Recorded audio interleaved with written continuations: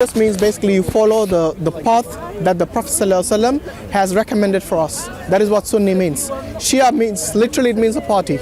So it's a separate group, a party, which they basically base on this. They claim that we are the successors of Muhammad and his family, and that's the claim. It's nothing that can be verified. So that's the main difference basically. Yeah. What about you? What's your background? But think about it, right? You're a human being. I'm a human being. Everybody's, we all have the same, essentially same DNA, pretty much. The way we're structured. Why would we be so different in the way we think? And I think we're basically a product of what we're taught since growing up, right? Less to do with what you reason by yourselves. Because look at you, right? You come from a Sunni background, and that's what you've been taught, and that's what you believe in. There are many people who are not born Muslims. Many people that I know there are here. Some who have converted here, I'm sure there are, and they're influenced by what is being said. But by and large, if you really think about it, well, I think that's true. We're all the same, right? Yeah. We're the same. But you see, why do we want to fight with each other? In Islam, we are not taught to fight for no reason. In fact, there is an ayah in the Quran which says that if you kill one person unjustly, it is as if you have killed the whole of mankind. But then there's also stuff which says if you blaspheme against the Prophet, you should die. That's something I've heard. At least. That's in the Quran? No. Yeah, it's not in the Quran. I was talking to one of the. You must have seen it on CNN. No. I was speaking to a lawyer, and he said that's the one place where they can justify killing is to blaspheme against the Prophet. You see, He's a lawyer.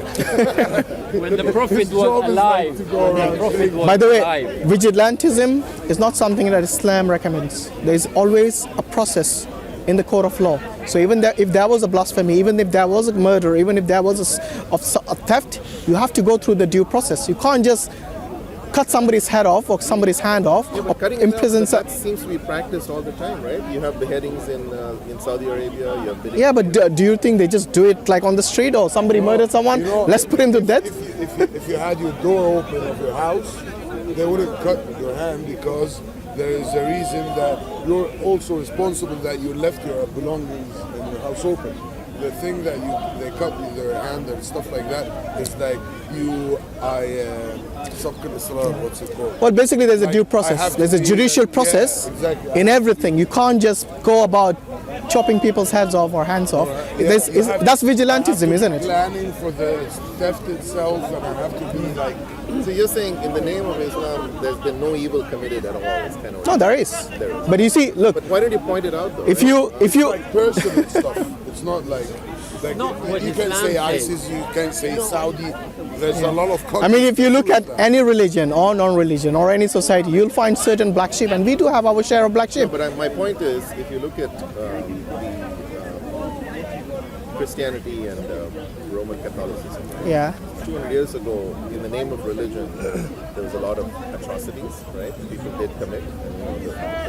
But over time, I think people have become more mature, more cultured, and have accepted other human beings. I'm not saying it doesn't exist, as you said, I draw the line and you skip separations.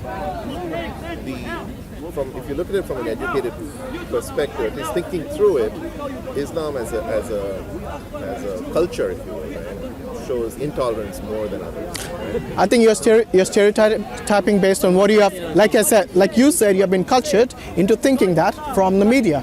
Now, if you look at you see it in day-to-day life. No, I'll tell you what. How many war zones have you actually been to? Right? Beheadings are, Yeah, but where did you see the beheading? Hold on. Where did you see the beheading? Did you see it yourself? I did see it. You saw it on the news. Yeah, exactly my point. You see, you have been cultured. You are saying beheadings don't exist? No, you haven't let me finish. Let me finish. Okay? If you look around today, who produces the weapons of mass destruction? Definitely America. Okay, very cultured? No? But you said they've all been cultured. No, they haven't. Wait, I haven't finished. I agree with you. Yeah. I agree with you. Most of the wars today that happen, yes, is both the most civilized countries apparently today who not only produce this but actually use this, which is the only country that use atomic power, nuclear power on human beings. Again, America. So you see, your statement that Islam is a culture of violence, that's incorrect. Because what you're doing is you're actually not looking at the bigger picture, which is if you look at World War I and World War II, which were the majority countries? Who were they? It was the West. No, not the West. Which religion mainly? Christians. Exactly. So you see, that wasn't 200 years ago. No, yeah, I agree. Okay, so again, like I said, you have been cultured based on what you hear from the media. Now wait. World War I and World War II, I don't think there's any war in history which was responsible for killing so many millions. I think World War II itself was something like 66 million. Yes? I'm against wars in general. Yeah, but you see... What's the point, right? But hold on. Only once, right? Why would you kill each other? No, that's the point, Killing unjustly, whether you are a Muslim or non-Muslim, this is not something that Islam promotes. Now, what do you see people like ISIS doing? Who are the main victims? Muslims themselves. Absolutely. Yeah. So they are our bigger enemies before the West. Yes, because most of the victims are Muslims. So these fringe groups do not. Yeah, these fringe groups do not represent the majority amongst the Muslims. Yeah, absolutely. So at the macro level, I agree. There's a lot of atrocities committed by nations who are predominantly Christian, no question, right? But at the micro level, when you can say you justify beheadings, right? Because there's a law that allows you to do that. That is flawed, right? Why would you kill your fellow human being? Okay. In 9/11. Do you think? In 9/11, 3,000 people died. Wait a minute. Do you believe that drone is something that's legal? No. Drone killings, no. Well, nobody's putting them under arrest. Yes. And by the way, that's worse than single person being beheaded. For killing one terrorist, you wipe out an entire town sometimes. I'm not saying you personally, but that drone. And this is something which is not only something that is no one is. I'm from Afghanistan. Yeah. One drone rocket killed 5,500 people in one village. They took a mother and a son, tried to separate them. They were burned that much. They were stuck together, so they buried them together. Yeah. One drone killed that many people. So for one Osama bin Laden, 3,000 people died, and then West justifies to killing of thousands and thousands. Yeah, I don't think you can justify that, right? I agree with you. Yeah, but the point is no one is bringing them to justice. That's the point, you see. You keep saying Islam, you're trying to focus on and zero in on a religion. You see, Islam is not a monolithic faith. It is something shared amongst 1.8 billion from all regions, to all colors, to all backgrounds. I'm not a scholar, as you said. You don't need to be a scholar to see this. This is a fact. If you look at a lot of killing within Islam, again, outside, between Shias and Sunnis, it's all based on what was the origin of the faith, right? No, that's a claim. That's where you're mistaken. What you're doing is, you are basing your judgment based on what these fringe groups do. That is not what. Shias are fringe groups? No, of course the Shias are minority amongst the Muslims. They are like 10% or even less. Yes, but hold on. I'm not saying only the Shias. I'm talking about the ISIS who don't claim to be Shias. They claim to be Sunnis, and they wait. No, hear me out. My friend, hear me out. When I say fringe group, I mean groups, terrorist groups like the ISIS. These are not Shias or Sunnis. They are basically a mix of both, maybe. 10%, right? So what? If they believe a certain approach to Allah, right? Yeah. Why do you want to kill them? Who said I want to kill them? You see, this is what I call. This is what I. No. You just Hashim, brother. No, I didn't say. My uncle wife is Shia. Hold on. What you're doing is you're actually basing. Guys. You want to kill Shia? Calm down. This is a strawman argument. Yeah. You make a claim and you think that is the truth. When did any Muslim in the right mind say it's okay to kill anyone, regardless of whether they are Muslim or non-Muslim? Unless and until this is stereotyping. He was saying about if you blaspheme against the Prophet, it's okay to kill. I think that was the one. Yeah, but have you actually looked at what the Quran and the Sunnah say? Exactly. So you're basing it on a lawyer. I'm a human being, right? Yeah. We shouldn't be killing each other, right? Over some. And I agree with you. I agree. We shouldn't kill. I agree with you totally. We shouldn't be killing each other. But the important thing is this: what would you do if somebody comes to kill you? But when you say somebody, right? Anybody. Could be anybody. Forget the religion for a fact. Right. Somebody comes to kill you. Yeah, what do you do? You defend yourself. Absolutely. But as a person, it doesn't matter, right? Sorry? It doesn't matter who is coming to kill you, you defend yourself. Absolutely. And that is something what Muslims have been doing.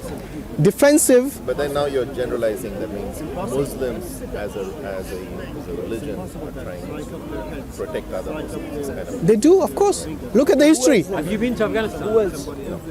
Have you seen the horrible things have been done in the name of, oh, this girl is not going to school, we're going to give them democracy. In the name of democracy. I say to those people who judge Muslims, say, Muslims are attacked every day, every single day in their country. Name me one Muslim country who just got out and said, you know what, I'm going to go to England and give them my way of life. Why America wants to give Afghanistan their way of life? Why? Who asked them? Or the Iraqis. That's because not only the Afghanis. Because Afghanistan was a safe haven for people who wanted to attack the US, right? Sorry, is it safe haven? Yeah, let's be honest, right, guys? Bin Laden was based there, right? No, Bin Laden got caught in Pakistan. So I'm just saying. They it's said across- he was in Afghanistan. Well, allegedly, anyway. Yes. Again, the TV. Okay. Anyway, so even if it was a safe haven, what about the other safe havens? Like, for example, the white supremacists in the West. That's terrible. Absolutely, but the point is, no one is bringing them to justice. That's what I'm saying. Any form of discrimination against another human being, It's wrong, I yeah. think it's wrong, right? Yeah, and I totally agree with that. Whether Yeah. you're Muslim, whether you're Christian, Yes, and that is what Islam teaches. Non-discrimination is something that Islam teaches. You know, the last sermon of the Prophet ﷺ was basically based on that. Not to discriminate on race, all right, or on But basically I'm saying, like on the someone was status. saying here, Yeah. in Saudi, women cannot drive, but they say, oh, it's the culture that stops It's it. the problem for Saudi, not problem for Islam. I know. If it was a Sharia, Go to Malaysia. you wouldn't find majority of the other countries where they drive. To the Saudi king, not to us. And the funny thing is, people around here come and talk about the Sharia. Bring me a book of Sharia. Bring me a book of Sharia. Yeah, but you see, we do not follow Saudi or Iraq or Afghanistan. We follow the Prophet ﷺ. That's it. So that's why I'm saying do not generalize, because like I said, Muslims are like 1.8 billion. It's not one monolithic religion where you find people of only a certain race or a certain culture there. You find people from all sorts of background. Okay, so what about these other guys, right? You know, you have the Aga Khans and all those. There's some subsets. Yeah, they're all subsets of Shiism. Shias. Yeah. Oh, they're all. The Aga Khans, the what do you say? These are basically Similar like subsets. the Yeah. Mormons and the Jehovah's Witness and all that. Similar to that. Yeah, By the way, what's your faith? What do you believe in a religion or Yeah, I don't want to speak about it. why? You want to ask us about our faith? Why you're cagey about yours? Curious. I'm here because you can speak. Well, I'm about it. curious to know about you. I'm, originally Christian. Okay. Yeah, but I'm also curious about what other people think. Okay, so you still a Christian or? I can say that. Okay. What do you think? You know, you mentioned about the Quran, about the original. This is where it comes from.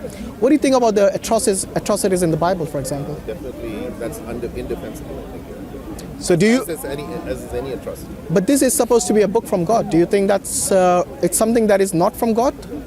It's been interpolated. I'm sure there are aspects of it which are not, right? Because it's more some of it is historical.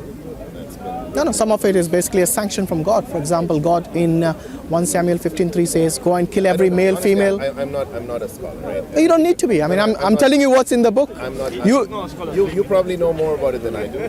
But I'd say in general. No, I'm just asking your opinion. If you find a verse where God says, "Go and kill every male, every female, every child, every infant, and all the animals," would you say that is from an all-loving, all-merciful God? I would not say. I would say that's not. That is not. That Okay. should not be the case. So you think that's an interpolation in the Bible? I think that somebody wrote it, which is not which Yeah. is not really from God. I think so. Okay, I think that makes sense. Yeah, obviously, right? Who can justify, killing women and children, families, just like that? Okay. All right, another question. This is not related to religion, by the way. What do you think of, for example, if a country attacks another country? You said you can defend it. So in that case, would you justify the war? As a personally, as a defensive war, I mean. against war personally. As a defensive Because war? think about it. What's the point, right? You get killed now. That's it. Your term on this planet is over. Right? No, but you see, Personally- pacifism doesn't work every time. For example, if a powerful country attacks another country, for example, during the time of World War, when Hitler attacked other European countries, do you think they should not have defended themselves? Because that was a war. So so now you're saying it's okay to have a defensive war. That's okay. It's okay to have a defensive war. Okay. Because there's an aggressor who's coming. Absolutely. You see, that is exactly what the Quran teaches. Do not basically stand. Do not be pacifist. I'd rather win a I'm war paraphrasing by you. If there's an oppressor, you basically face the oppressor. Yeah. So we don't believe in the turn the other cheek when an oppressor is oppressing you. We believe in doing justice. So if you cannot do justice, then that is one of the biggest sins, when you have the ability. As long as man can exist, there's always going to be injustice, right? Because that's human nature. It's who we are. Sorry, as long as man. As long as the human race has existed Yeah. and will exist, there will always be Injustice? injustice, Yeah. right? Because that's human nature. Yeah. Right? This is the way everybody's wired differently. And there is also the aspect of justice. I mean, what do you do in such a case? You need to come together and demand justice. And this is what's not happening. Most of the problems today in the world is because of the injustice being ignored. Because there are certain countries which can go and bomb other countries with impunity. And this is the problem. What do you expect when you're being bombarded so many times? You expect people to just stand quiet and just take it? No. They're going to rise up one day and they're going to overthrow the leaders. And that's what happened in this Arab Spring. Guess where? Muslim countries again. Because this is what we do not want to tolerate. I mean, any human being does not want to tolerate oppression, regardless of your religion, regardless of your faith. And this is the beauty of what is inbuilt in us. We know, we can distinguish right and wrong. Certain times it's like as clear as day and night. All right, good. I got to run. All right, take care, mate. Yeah, nice speaking to you. All right.